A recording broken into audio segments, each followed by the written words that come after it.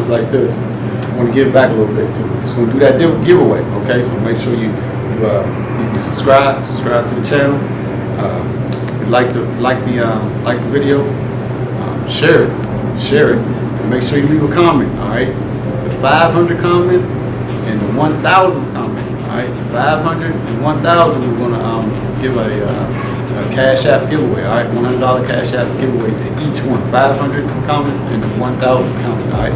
We're going to do that giveaway for this video, okay? We're going to be doing it in the future too, but definitely this video right here, so make sure you watch to the end. I might drop another jewel in there for you guys to take part of too, all right?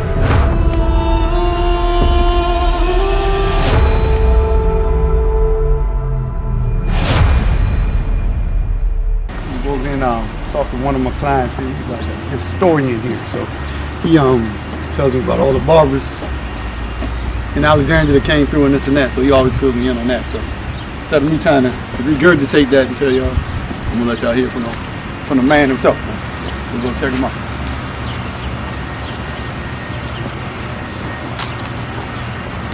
Hey, John. What's good? See how many lives I can get straight. 1, 2, 3, 4, 5, 7. I just You losing weight?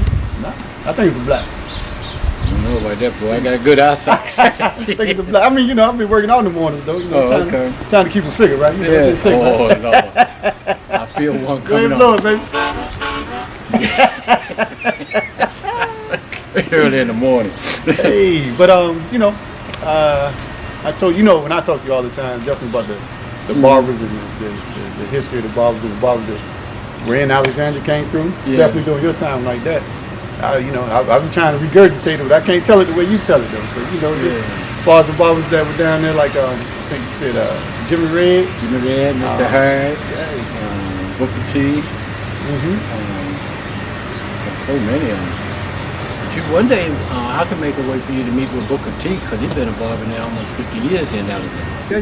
And you said George came from the Jimmy Red shop? Yeah. George came from Jimmy Red, then he moved to Mount Vernon Avenue. And he was cutting, like back then, what was the price? 25 cents 25 for me.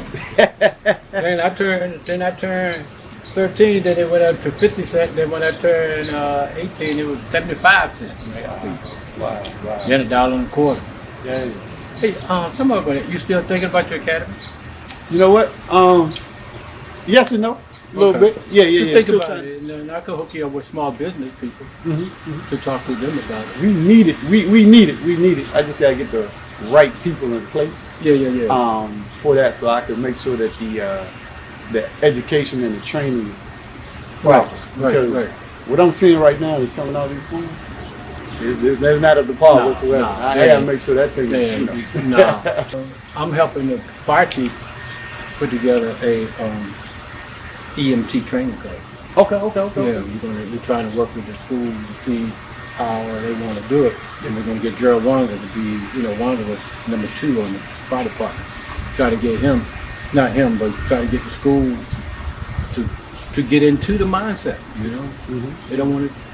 People, when I was coming up, you were coming up, they had distributed ed and vocational ed. They don't want to do it nowadays, man.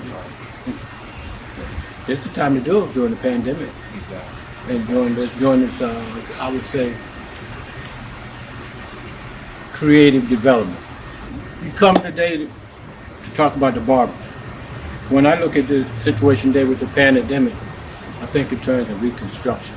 I think in terms of where we are today as a skill and livable vocation skill. For example, when I do read my history on barbers, I was surprised how many men of distinction, what we call men of distinction or men of character in the community, who were barbers. And I'm like, after the Civil War and before the Civil War. But when I think of people like Felix Dorsey in the 1800s, 1845, he was a barber. And he was from Philadelphia, but he had moved around, and one of the places he stopped there was Alexandria. And he was a Mason, but he also helped this oldest lodge in the state of Virginia, Universal Lodge, get started. With he being a barber, Also, there was John Colston, Pete Colston. These are descendants of Martha Washington, which were children of George Washington Parke Custis. They were barbers. They lived on 8th Street next to Southeast. They lived at next to Frederick Douglass. But these men of distinction were barbers in the community. So when I think in terms of the mass, we don't think that people need a haircut. But some people, you know, because of the mass of African Americans or blacks in America, that was an economy that they could serve.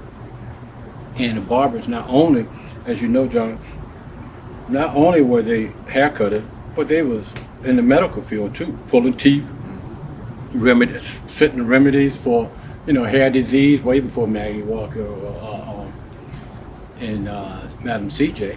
But that they had concoctions, if you will. But if you see the red and white ribbon around the barbers, that represents the medicinal aspect for it, barbers and medicine. With Alexandria, for me, coming up, of course, there was Jimmy Red. I can't think of George's last name. Davis.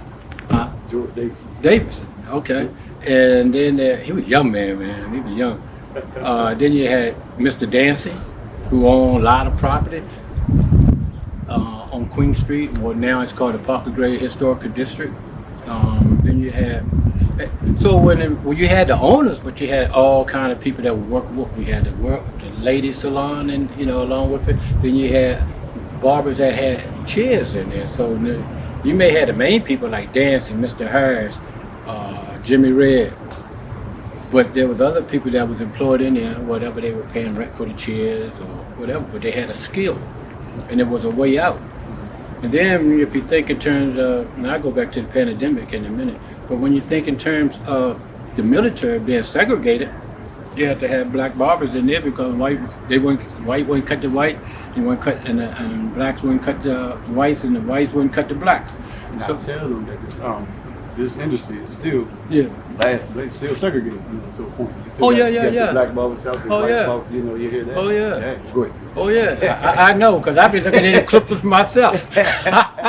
But you know, but one of the great legendary barber here in Alexandria, Mr. Townsend, Tancil, Herbert Townsend. Herbert Townsend, they call him the mayor's barber.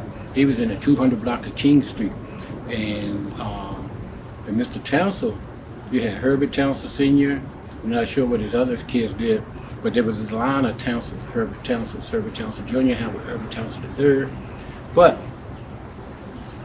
Mr. Townsend would call the funny, I got another story in Fredericksburg, but Mr. Townsend would call the mayor's barber because he cut out he was a good barber. And you talking about color, there was a barber shop in Fredericksburg, which I'm thinking about, that this man, he could pass for white. I ain't gonna call his name, but he wouldn't cut black folks' hair, but he would cut white folks' hair. And Mr. Townsend was of a light skin color. I don't know if that had anything to do with him just cutting the man's hair or of his skill level. But again, coming to earlier today with the pandemic, is that but still you got a volume of people that has a need, and people without jobs, people was being free, first, what we call first free after the Civil War. I mean, you got the numbers again of African Americans who are unemployed. And so looking at people like Booker T. Washington in the 1870s when they started the school system, not Booker T. didn't start in 1870, but being that the school was open, you got to remember, black folks had a skill, carpenters, barbers, and brick masons, and so forth, because of the skill craft that they learned on the plantation. And so they transferred that out to their livelihood as they, raised families and created, as I call it, a nation. A nation being that it was so much segregation and Jim Crowism. So you think about Booker T. Washington at the Tuskegee, or what we call normal schools. That's what they called them back in the day, which became colleges and universities. That barber was a big thing.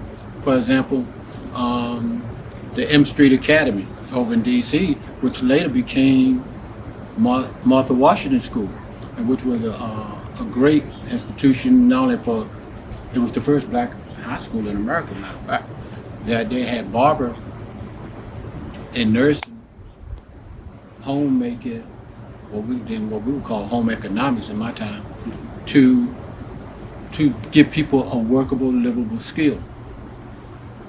And people took advantage of those opportunities.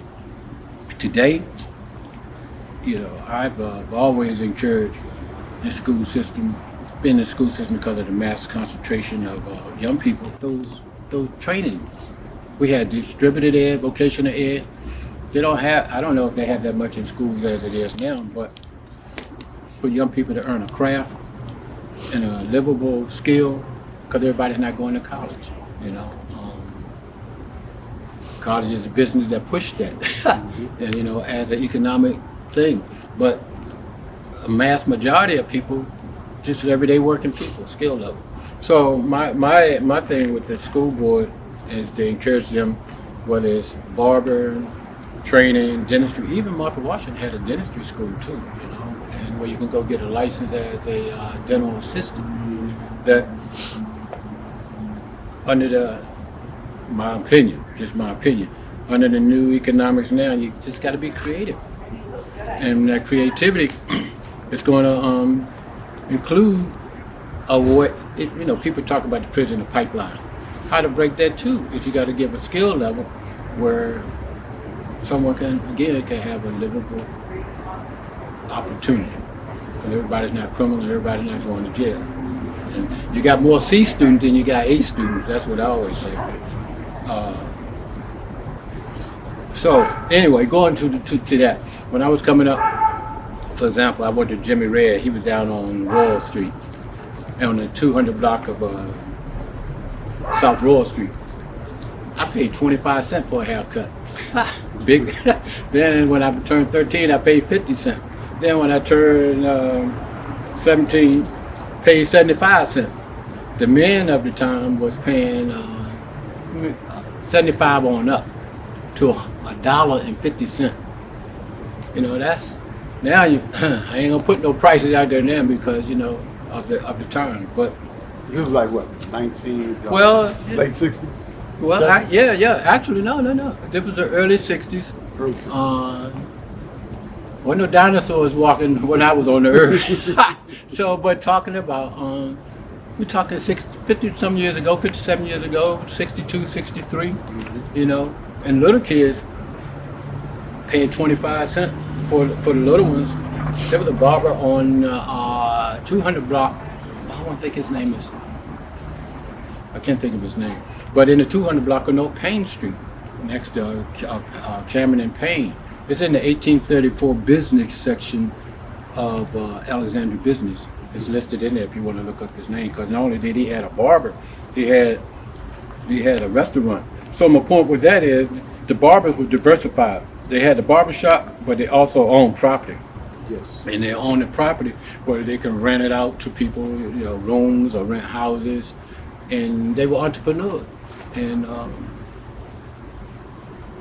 I would say pioneers, and the pioneer in the sense that they were very creative in their portfolio. Better word is portfolio. And behind every good barber, there were good women too, because they were businessmen and they had families. In order to run a business, you had your family, your mate was very key and very significant in the achievements that they made. Mr. Harris, his barbershop was on the corner of Queen. It was between Queen and Princess Street. Then you had dances on Queen Street, and you had Mr. Booker T, who worked at Harris and dances, and Mr. Booker T's still alive, and he had he's still there, as 2020. So here's another. Harris, and yeah. Okay. Then he went to dances, and then he up and on. But the barbershop was the one-stop place. You could get your news, you can get the gossip, you can get the truth, and you can get some lies. And plus, you know, you could get some laughter too, because that was like, in my opinion, like a little city hall or a little meeting halls. It was a neutral spot where you could have the highest, and you could have the highest economic person, then you could have the lowest. And when I say low, not in character, but in terms of economic money making. You will have the trash man with the preacher. You will have the preacher with the pool hustler. And so you had all makeup people at one spot. It's the hub. Get your hair cut, shoot the breeze, kick the bobo, as they say, and just check on wellness of each other. And when I'm wellness, how you doing today? What's up, man? Then sometime it was the mediation center where individuals had beef. Where you had beef, you was able to come on neutral territory and just, you know, coexist, you know. And so the barbers many times were mediators. Man, you need to stop that all. Man, you need to do this. But in the scheme of things, there was also, as I call them, the watchers. The watchers is the type that the men that would tell little kids, give them wise wisdom, stay out of trouble. You know, don't do this and don't do that. Or your mama will not be proud of you. Make your family proud. Or you got potential. Because they could see potential in people and encourage them. At the same time, they could tell you this. You need to change your ways. We call it throwing bricks at the jail now. But at the time I was coming up, they was as before. They was encouragers. I mean, every black community development from after the Civil War, before the Civil War, to Harlem Renaissance, to the U Street Quarter, the Barber is the anchor, was an anchor of the community. And no matter where you go in any African American community, whether it's Kansas City, whether it's New York, even in the South, well, ain't no even in the South, places like Winston-Salem or Florence, Wilmington, Barbers was an anchor because they had money at their assets and they knew that they could build a community. So, Alexandria, as I say, Alexandria, Virginia, has a long legacy with barbers. Mr. Johnson? Mr. Johnson? Nah, where was it? Corner whip. Oh yeah, at the Rabbit building. Yes, yeah. Mr. Williams and Mr. Williams too. Mr. Williams. Yeah. Charles. Yeah. That's Pendleton Street. Yeah. Then you have the ladies, Miss Price. Then Miss Price had a beauty shop, which is, you know, on the corner of Henry and Pendleton Street, at Baker Jackson's. Baker Jackson's wife was a beautician for a long time. She lived up into her 80s. Then it's so much in this Mr. town. Mackey. Go to Mr. Mackey on Mulberry Avenue. You remember Mr. Mackey? Down there by the waffle shop. Yeah. Yeah. No, not that far. Okay. That's what George is. Yeah, what George is. That's George Davis. But he was up a little across from Mount Vernon Elementary School. I don't remember Mr. him? Mackey.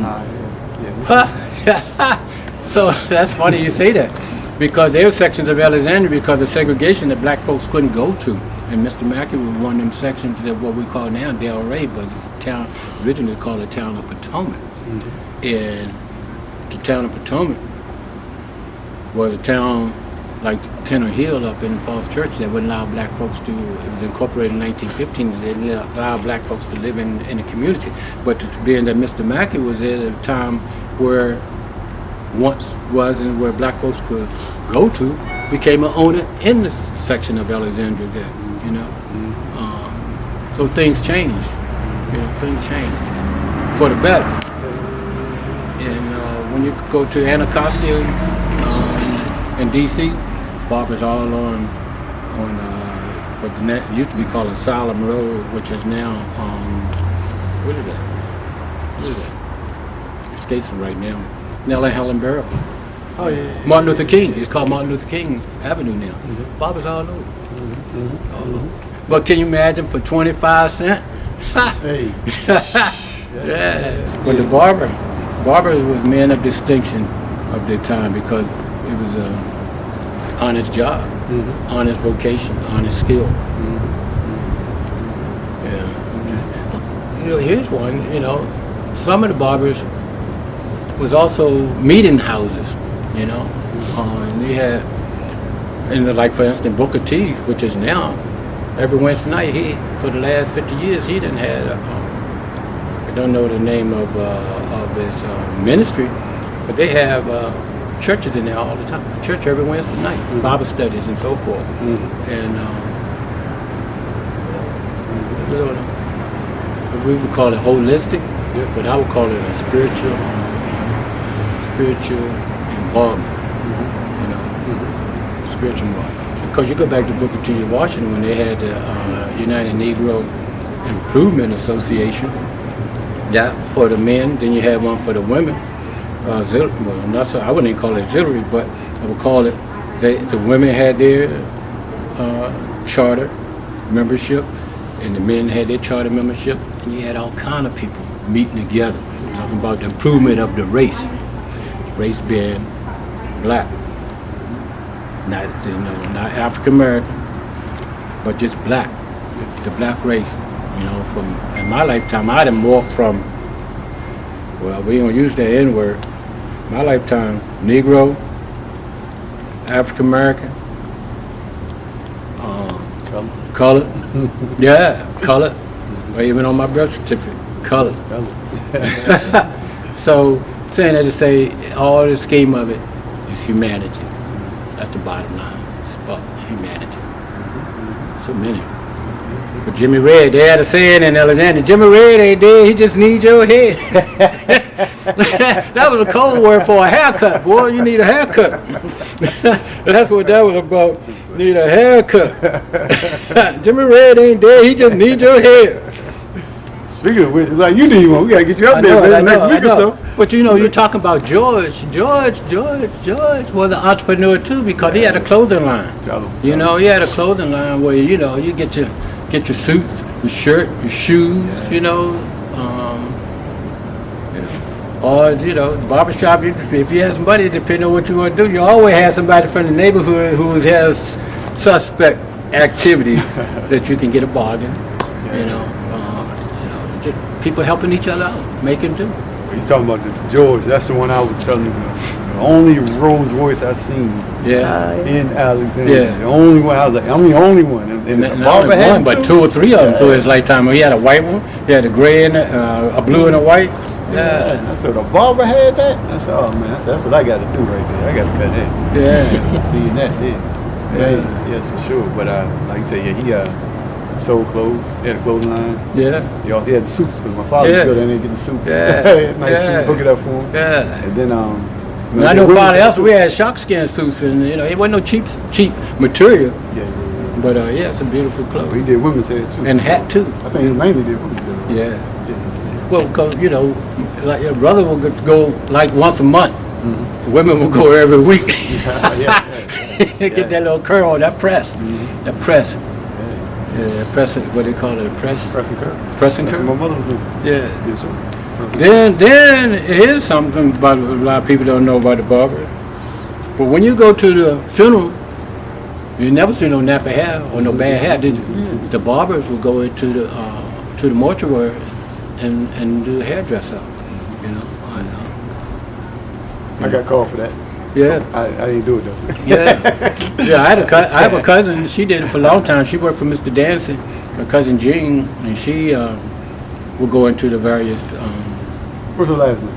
King. You know, my cousin Brian's mother. Yeah. Then you had a lot of ladies, men that, oh Lord, we called the bootleg barber. Yeah. And you know, you're talking about the barbers, they had the clippers. Oh man, I hated them.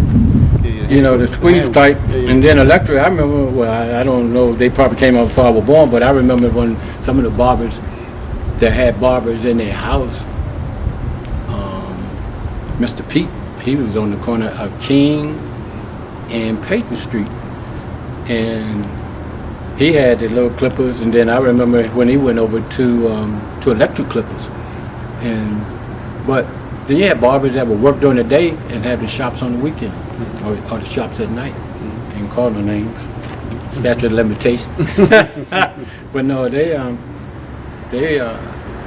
creative, very creative. Yeah. Worst thing you wanted was a bowl cut. Right. Just put that bowl on your head. And Yeah, go clip around. Yeah. Because everybody know you got it from home. When a homemade cut. But it's so. The key to the barbers and the key to Alexandria history, that it has to be told. And I say this, SU2, see us too. See us too. See us too. That's my energy. See us too. Trying to get that word out. Yeah. I'm working on it. Yeah, you be fine, man.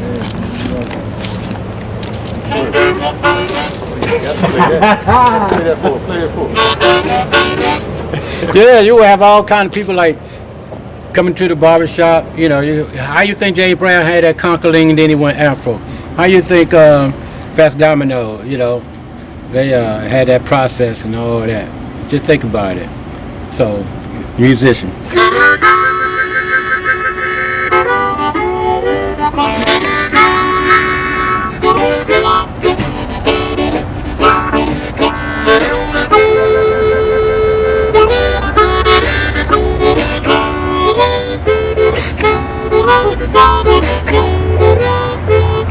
Even Barber's got a day job. I better get one too. Keep playing this thing. Good old man. Wow. What is it, price? What is it? That James Bond. I see it. I see that. I see. Huh? That James Bond. Aston Martin. Yeah. Oh, yeah. See?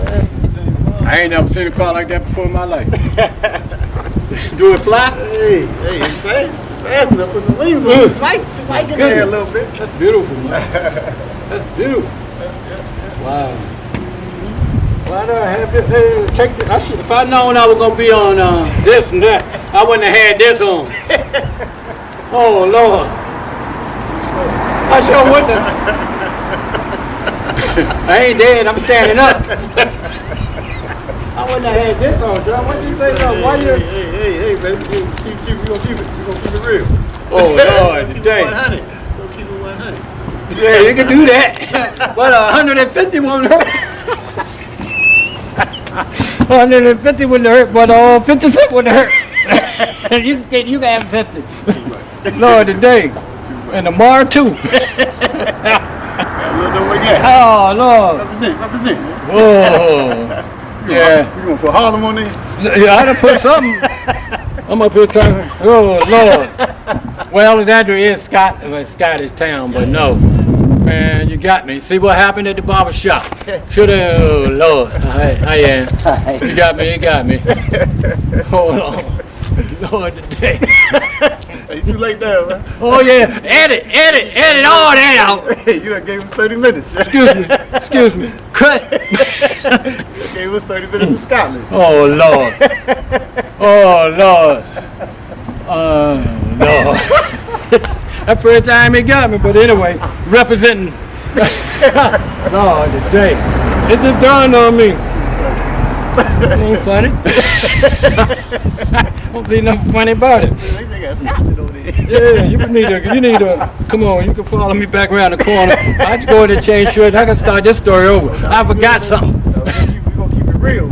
Hey, all right, y'all. So for this episode, right? We're gonna start doing this here. But for this episode for sure, make sure you like, you subscribe, you share, and leave a comment.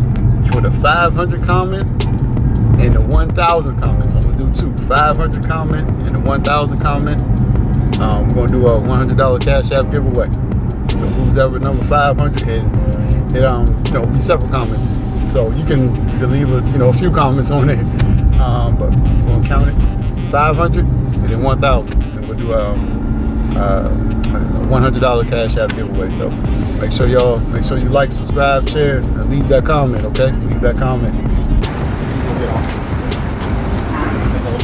Hey, what's up, man? How you doing? Good. You watched it last night? Yes, I did. What you think? I Oh man, like I thought it was gonna go. Two old dudes just in there. Can't take the punishment. Why did Nate Robinson embarrass himself like that? Nate thought, you know, he said he wanted to be, I guess, one of the best athletes out there. But you gotta understand, you know, boxing is what it is. Oh, yeah. Out in that thing. Oh man, that was bad. You end up watching it or? Yeah, my buddy was the link. Okay. I came on right as it was going down. Yeah. Good. All right, dude. Good seeing you. What's up?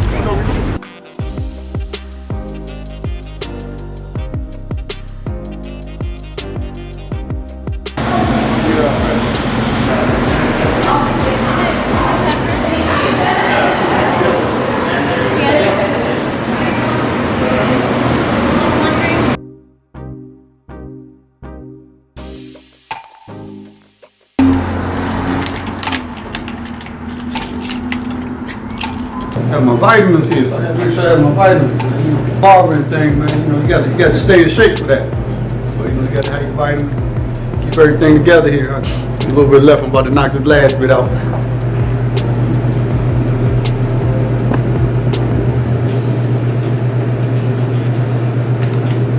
I give my strength to make it through the day. When I open up here, this is like another shell, right?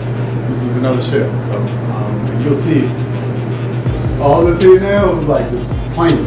It was just plain. We came through, so I went through it, gave a little tour. But you'll see that how things have just grown. Like I said, we opened here October of 2016. I was, you know, probably 2014. I'd started thinking again, looking again, as far as trying to figure out if I'm going to do this all over again. You know, from the first venture I had with the full service salon and spa, I just wasn't sure if I wanted to jump back out there and you know, be an owner and have to take on those responsibilities. Just wasn't sure about that, but I just kept getting that itch. I just kept getting that itch. So then I just started researching, places and locations. And I rode past here. I saw when they were building this. Actually, I took a picture of the signage that they had up. It said "coming soon." It was like Tony's Corner, coming soon. But you know, I didn't think much of it. I took a picture of it, look, but I was like, nah, it's not gonna work. So I would ride by here like every day, and they were just about at completion. You know, with the buildings, they were just about at completion, and then it just like a light bulb went off, like boom.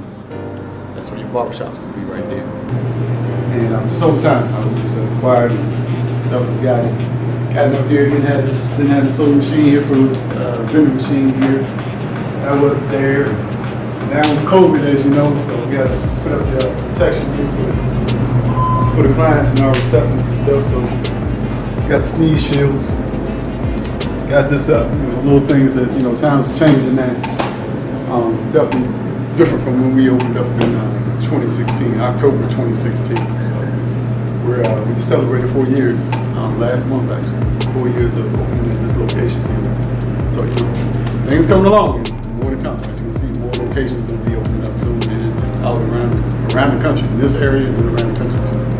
Watch out. Just seeing the growth, definitely just seeing the growth of the whole vision and how things are coming together. Because a lot of times when you're in the midst of, or when you're doing things or creating things, you just sometimes it's hard to see that end picture, and when you're in the process, sometimes you're just wondering, just trying to figure out like why, a lot of times, and just the uncertainty because you haven't seen it before, just the maybe that finished product, but where everything has come about now and where we are, and I see everything happened for a reason.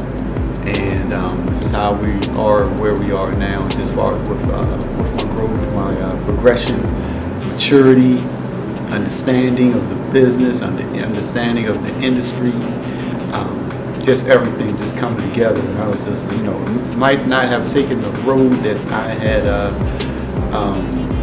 projected it would take, but guess what? I ended up where I wanted to be though. So it's amazing how life kind of has its circumstances, but where you end up at, I'm just like, wow, very appreciative. During these times like this, want to give back a little bit. So we're just going to do that giveaway, okay? So make sure you subscribe to the channel.